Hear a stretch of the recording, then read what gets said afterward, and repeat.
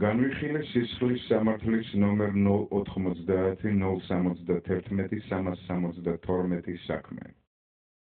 არკადი შალვაზძე პატარკაციშვილმა ჩაიდინა დანაშაული, შეთქმულება საქართველოს სახელმწიფო ხელისუფლების დასამხობად. მანვე ჩაიდინა დანაშაულებრივი ქმედება საქართველოს პოლიტიკური თანამდებობის პირის ჯანმრთელობის ხელყოფის მომზადება.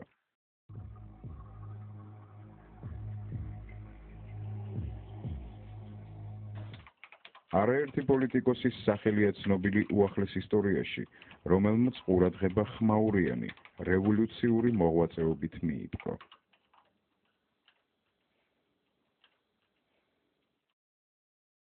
მე-20 საუკუნის მეორე ნახევარი, 59 წელი.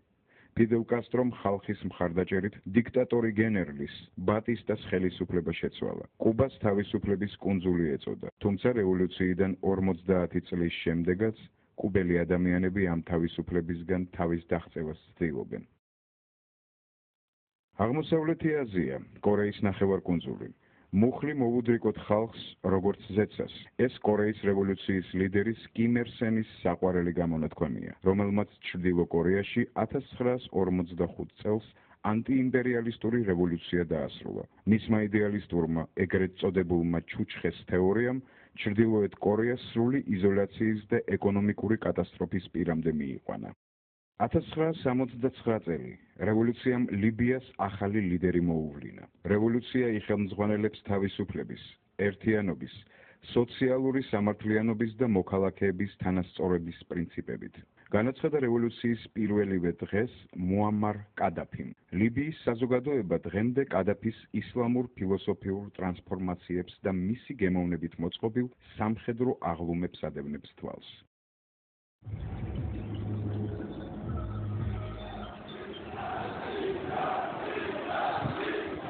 21 საუკუნის პირველი რევოლუცია საქართველოში მოხდა. არჩევნების გაყალბების ბრალდებით პრეზიდენტი ედუარდ შევარდნაძე ხელისუფლებიდან გააძევა მისივე პარტიის ახალგაზრდულმა ჯგუფმა, რომელიც მას პრეზიდენტობის ბოლო ვადის ამოწურვის დროს მკვეთრად დაუპირისპირდა. ეგრეთ წოდებული ვარდების რევოლუციის შემდეგ ხელისუფლებაში მოვიდა მიხეილ სააკაშვილის ნაციონალური მოძრაობა და კიდევ ერთი გავლენიანი პოლიტიკური ჯგუფი, გაერთიანებული დემოკრატები, რომელსაც ზურაბ ჟვანია ხელმძღვანელობდა.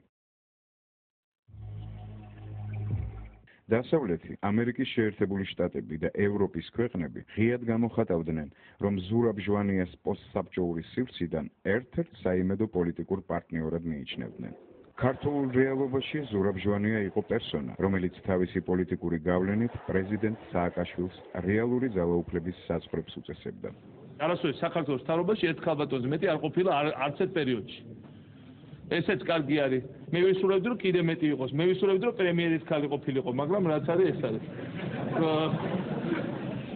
ასე ჯობია პირდაპირ პრეზიდენტი. ქალის პრეზიდენტობის შესახებ უწყინარ ხუმრობას მალე საკონსტიტუციო ცვლილებები მოჰყვა. ეს ცვლილებები აფართოებდა პრეზიდენტის და ამცირებდა პარლამენტის უფლებამოსილებებს, რომელსაც ჟვანიას პოლიტიკური გუნდის წევრი ნინო ბურჯანაძე ხელმძღვანელობდა. ახალგაზრდა იურისტთა ასოციაციამ ამ ცვლილებების გამო ასეთი განცხადება გაავრცელა. შემოთავაზებულია ეგრეთ წოდებული უპასუხისმგებლო საპრეზიდენტო მმართველობა, სადაც პრეზიდენტი აღჭურვილია მსოფლიოს კონსტიტუციებიდან ამოკრებილი ყველა შესაძლო უფლებით და ამავდროულად იგი თავისუფალია ყოველგვარი პასუხისმგებლობისგან. ერთი წლის შემდეგ, 2005 წლის 3 თებერვალს, პრემიერ-მინისტრი ზურაბ ჟვანია სრულიად მოულოდნელად გაურკვეველ ვითარებაში გარდაიცვალა. საქართველოს ხელისუფლებამ განაცხადა, რომ ზურაბ ჟვანია უბედური შემთხვევის მსხვერპლი იყო. თუმცა გამოძიების მასალები წინააღმდეგობაში მოდიოდა ამ ვერსიასთან და საქმეში აღმოჩნდა არაერთი მტკიცებულება, რომელიც მის ფალსიფიკაციას ადასტურებდა. პრემიერ-მინისტრის დაღუპვის შემდეგ მიხეილ სააკაშვილმა აბსოლუტური ძალაუფლება მიიღო.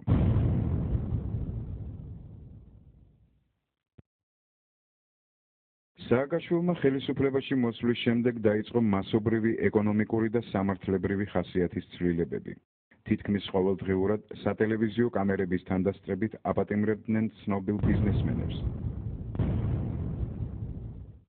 ახლად შემოღებული ეგრეთ წოდებული საპროცესო შეთანხმებით პროკურატურა აიძულებდა მათ გადაეხადათ მილიონობით ლარი, ასობით მილიონი ირიცხებოდა სრულიად გასაიდუმლოებული ფონდების ანგარიშებზე, რომელთა დამფუძნებელიც გენერალური პროკურორი, თავდაცვის მინისტრი და ზოგიერთი გუბერნატორიც იყო.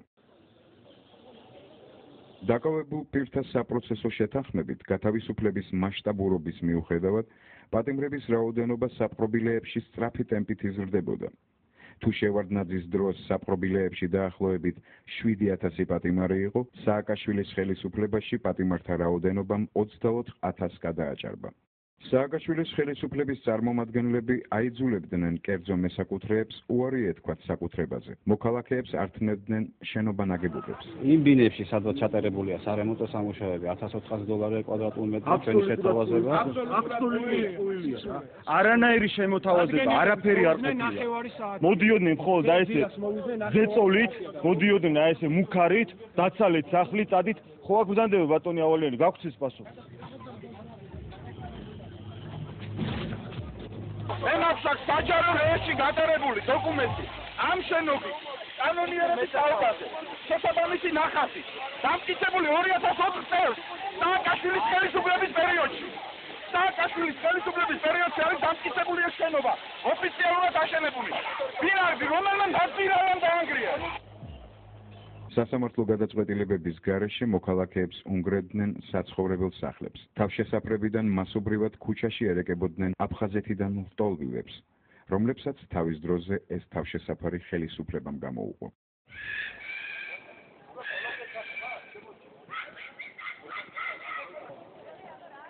პრეზიდენტმა სააკაშვილმა ღიად პარლამენტის ტრიბუნიდან სამართალდამცველებს დაუნდობლობისკენ მოუწოდა. არანაირი პირობის საჯარო, ყველა ციხეში, ვისაც გააკეთა. სამართალდამცველებმა დაიწყეს სისხლიანი სპეცოპერაციები და მოქალაქეებს ხოცავდნენ პირდაპირ ქუჩებში, ბინებში, ყოველგვარი გაფრთხილების გარეშე.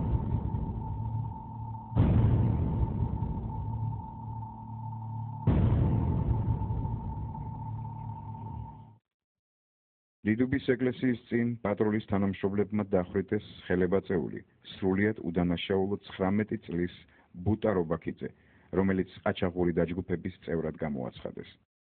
2004 წლის 24 მარტი საჩვენებელი სისასტიკეს სვანეთში, სახლში, სადაც ქალები და ბავშვები იმყოფებოდნენ, 1000 ჯარისკაცის და 12 ვერტმფრენის მონაწილეობით ამოხოცეს მამაშვილი აფრასიძეები. სისხლიანი სპეცოპერაციები ტარდებოდა საქართველოს სხვადასხვა რეგიონებში. თუმცა ეს აქციები შინაგან საქმეთა სამინისტროს მიერ წარმატებულ სპეცოპერაციებად იყო ინტერპრეტირებული. სატელევიზიო მედია უძლური იყო ხელისუფლების პროპაგანდისტული მანქანის წინააღმდეგ, რადგან ხელისუფლებაში მოსვლისთანავე პრეზიდენტმა სააკაშვილმა დახურა დამოუკიდებელი ტელეკომპანიები იბერია, მეცხრე არხი.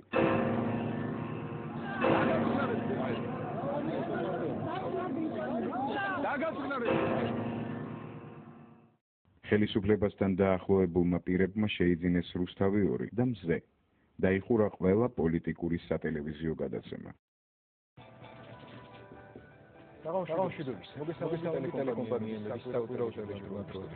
2006 წლის 12 თებერვალს ტელეკომპანია იმედის ეთერში გავიდა სიუჟეტი, რომ შარდენის ქუჩის ერთ-ერთი რესტორნიდან კონსტიტუციური უსაფრთხოების დეპარტამენტის კუდის თანამშრომლებმა ოქროყანის სასაფლაოზე გაიტაცეს და მოკლეს სანდრო გირგვლიანი.